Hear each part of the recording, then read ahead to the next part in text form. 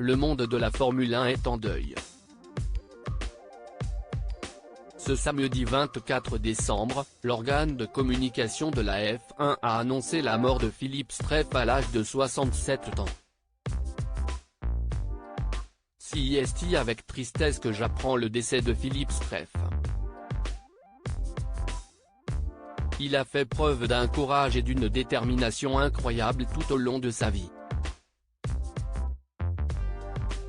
La façon dont il a surmonté son accident et reconstruit sa vie a été une source d'inspiration.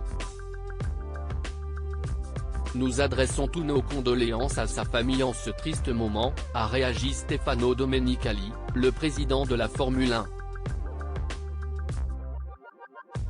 Né en 1955 à La Tronche, il avait commencé la compétition automobile sur circuit dans les années 1970.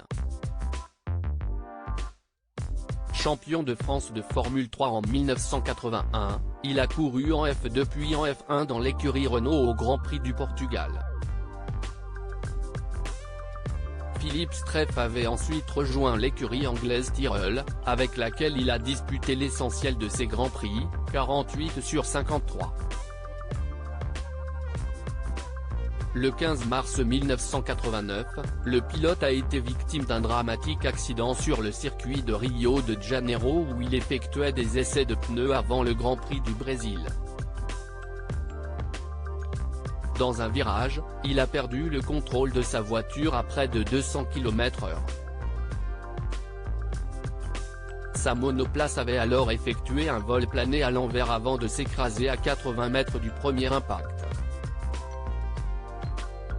Après cet accident, Philippe Streiff avait été conduit à l'hôpital pour des fractures de la clavicule droite et de l'omoplate gauche, une luxation de 2 vertèbres cervicales et un tassement d'une vertèbre dorsale. Opéré très rapidement, le pilote de Formule 1 était, depuis, tétraplégique. Philippe Streiff, un homme engagé en 1991, Philippe Streiff a ouvert une piste de kart indoor, S-Kart, à Paris.